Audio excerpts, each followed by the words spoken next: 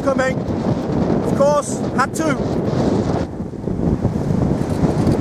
I'm heave 2, hoping it'll pass. Here we go again. The good thing about being in a storm is that you get inside, you batten down the hatches, everything's hopefully secure, and what can you do? You know, I don't know if the last video just worked, but as I was saying, it's not so bad being in a storm because you're inside, batten down the hatches, everything's okay, everything's secure, and you just ride out the waves. And you're in your own little world because you're quite insulated. You know, it doesn't seem so bad. When you go outside, it's howling like a werewolf. But inside here, it's not so bad, creaking and stuff. And you just have to make sure you don't get hit by things that are flying around.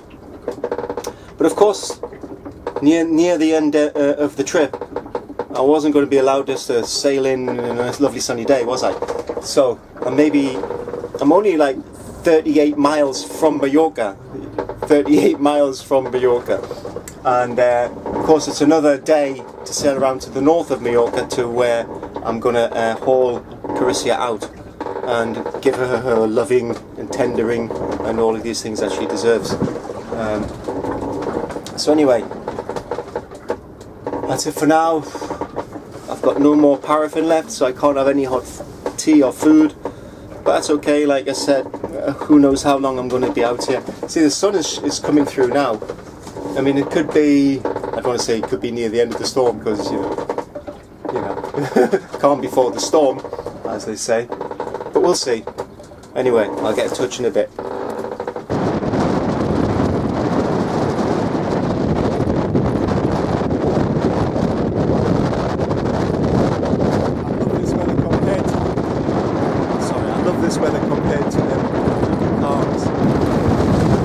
Carissa does heave 2 really well. You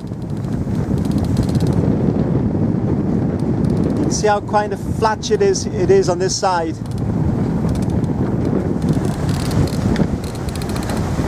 Compared to the windward side. Like I said, it's calming down a bit now. I don't know if it's a calm before the storm, but at the moment it's all okay.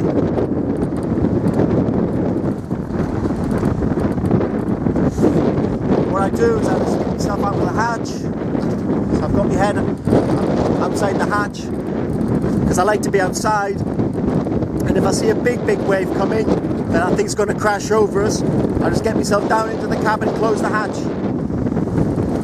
I get splashed a bit, but that's okay. I am at sea.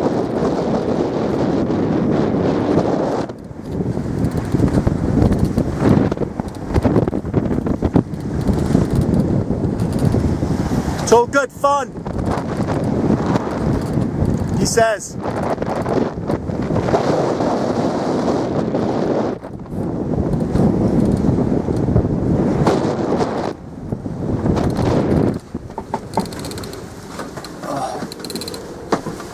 Let me just close this a bit. See, when you're inside, it's okay. So in the last 24 hours,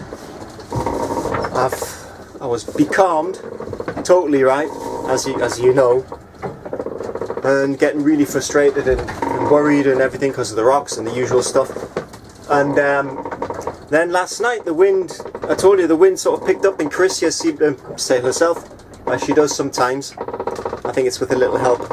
And last night I managed to, for the first time in a long time since I've came into the Med, I put myself onto a beam reach, and Bill the bungee steered us all last night. I had to make a couple of adjustments, but I must have had about, I don't know, 7 or 8 20-minute bursts of sleep. So I got some sleep last night. I know that because of all the different dreams I have. Because when you go into these little cycles of sleep, you don't get into a deep sleep, you get into like the REM, the dream sleeps. And so you have loads of these little dreams, which can be disorientating and when you wake up from them, because you don't know what's real and what's a dream. But yeah, so I woke up, had a look around, could see the big clouds coming, And I had time to, like everybody says, always reef early. So I had time, I put 2 reefs in, well, all the reefs in, 2 reefs in the mainsail. And I reefed in the Genoa. And just as I'd done that, the wind kicked up, so I just heaved 2 straight away. Oh, still hove 2. Can't cook anymore because the leak I had, I found that there's also another leak down in this pipe here, and it's been leaking down into the bilge, and I knew there was a smell, I just didn't know where it was coming from, and finally it's given up the ghost. So I'm down to things that, well, I haven't got much cooking. I've got a few eggs which I don't really want to eat raw, so what I'm going to have to do is porridge. Hopefully it'll soften up, and I'll have to have that. And I've got some pate and tomato, and I've got a couple of tins of tuna fish and stuff like that. That's it. So let's hope this gale packs in soon. It's gotten a bit worse again. I thought it was clearing up, but the clouds are coming back again, and the waves are coming again. So, breakfast, pate and tomato. Yeah, I know there's water. I told you, like, there's a problem here. There's a problem everywhere, but it's all good fun. Well, so close and yet so far. I've learned I can't fight it. You know, over these 6-7 weeks I've been at sea, I've learned I just have to accept it. I'm so close to the end of this journey, and the sea is just not letting me go. You know, as you know, nearly every single day there's been some kind of strangeness. Well, strangeness, just weather. You know, it hasn't very often I've had good sailing days in a row. Usually not even one full day. It's been part of a day. I don't know if this is the normal thing, or maybe it's just my inexperience has made things a lot more difficult than it needed been. But that's okay, because that's part of the experience, isn't it? Now I'm more experienced. So I'm just going to chill out here, keep a watch, make sure no ferries or big ships decide to hit me. Well, there's not much I can do. And as soon as the wind dies down a bit and the waves subside a little bit, I'm going to try and head off again, and we'll see. Really, I'm only so close and yet so far. Well, thunder and lightning and storms.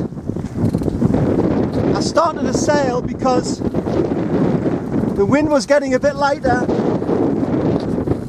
and now we've got in the distance coming thunder and lightning. There's not much I can really do except hope it doesn't hit me. Well, the storm will probably hit me, but I can only hope that the lightning doesn't hit me. If it does, who knows? Well, you know, fry tonight, I suppose. I don't know, I think it... Well, wasn't expecting this. I was expecting anything and everything, but really I didn't really expect a storm.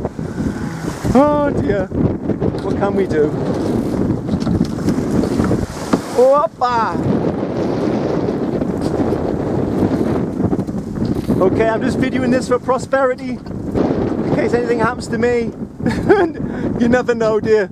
And hopefully somebody might find this somewhere.